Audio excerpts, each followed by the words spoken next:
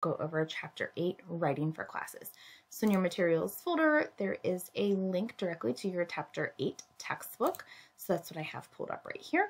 So Chapter 8, Writing for Classes, this is real quick, as always, like assess where you are now, your goals for writing, and how this chapter will help you get there. So this will talk to you about the importance of writing. So obviously, in a previous lecture video, Chapter 5, we talked about how reading is a huge chunk of your learning experience as a college student, but writing and reading are so closely connected. There is a lot of meaningful learning that goes on through the writing process, not to mention that's how you often demonstrate what you know, is you have essays or essay questions or short answer questions or reports or whatever that might look like in the different classes that you are taking. A lot of you might be in your college composition or academic writing classes right now, so you know this. So this section right here goes through the difference about like college writing versus maybe any other kind of writing that you may have come in contact with, specifically high school writing. Oftentimes high school students will say that their writing has been limited to maybe a paragraph or a page of writing, and then it's a little bit of a surprise when you get to the college atmosphere where you have several pages of writing assigned to you, and you have different types of writing. So it's not just like a research paper, but you might have persuasive and narration and descriptive. So you have different types of writing that you might be going into. And so this section talks about the kind of papers that are commonly assigned, so you can kind of know what to expect. It focuses a lot on the types of verbs that you're going to be asked to do. You might have papers that's going to ask you to define things, to summarize things, to synthesize things. So what does that mean exactly? So that's what this section is going to go through, as well as like when these questions are asked, what does that mean in regard to a particular writing assignment? This next section talks about how can you become a better writer. Obviously, you're here to learn your content area for the career you're going into, but you also want to improve these other skills that are transferable, that are going to help you in any class, and then hopefully in your field as well. So this goes over like instructor expectations, if you will. So ways to think about how to title your paper, how you make sure that you are addressing the terms of the assignment. You know, that's a big thing, is getting the directions or the rubric or whatever it might be, and really making sure that you're hitting all those points that you need to. You know, have you established a clear thesis? Do you have a good, strong introduction? Is everything flowing together? Are your ideas connecting with what you said you would do up in the thesis?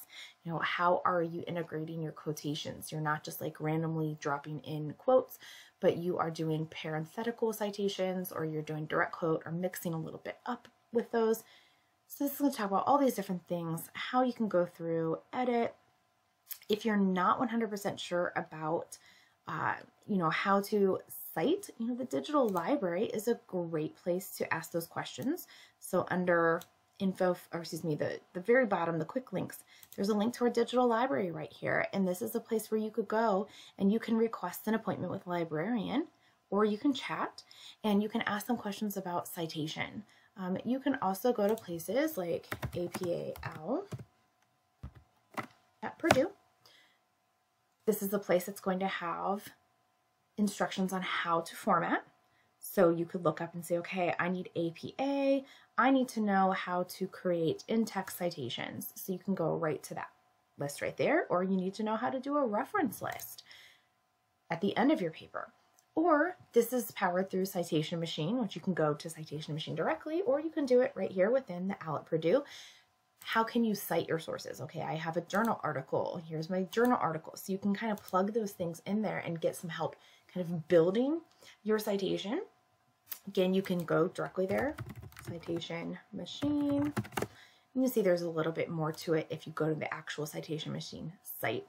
You know, create citations, and that can start to build your citations. So those are a couple places you can start looking to help with the citation, because it does talk about that here in this section. Making sure that you edit, you know, not only edit, but also revise. You know, whenever you're looking, proofreading, you're looking at those nitty-gritties. You're looking to see, did I spell things correctly? Is my grammar proper? But then when you revise, you're looking at the big picture. Do all my ideas flow? Do I have a good organization? Is everything supporting my thesis? So you're looking at both of those pieces. So this talks about the writing process. You know, you have process and you have product. Oftentimes there's equal weight on both. Instructors want to see how you got to where you're going with your writing, and they also want to see your end product. That's often why a lot of college instructors will have you keep a portfolio of your writing so you can see how that has evolved. And so this talks about the writing process, you know, from preparing and brainstorming and planning all the way to writing and then rewriting and writing again and you know, peer editing. So this gives you some ideas on how to go through each of these processes. Lots of difference there. Here's what I was just talking about a few minutes ago about revising and editing, looking at, you know, again, those little bits and pieces, spell checking things, sentence level, and then looking at big picture. You know, the revising is that big picture piece.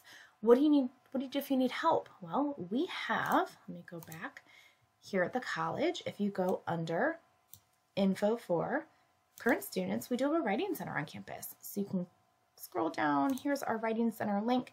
Gives you some information about where they're located, their hours. You can click on the writing center resources. This is housed through the digital library, but it's the writing center specific page. You can see again some just very general information about where they're located and their hours. A little bit about what they do. Lots of information here. Some resources. So let's say you don't necessarily want an appointment, but you want some resources. And so there are some different links that can help you about the writing process or the research process, or maybe you just want some tips on different mechanical issues. So you didn't want to make an appointment, but you want the resources. These are great places to go for that. You can also, in My Stark State under academic support, click on Writing Center, and it can also take you to some information.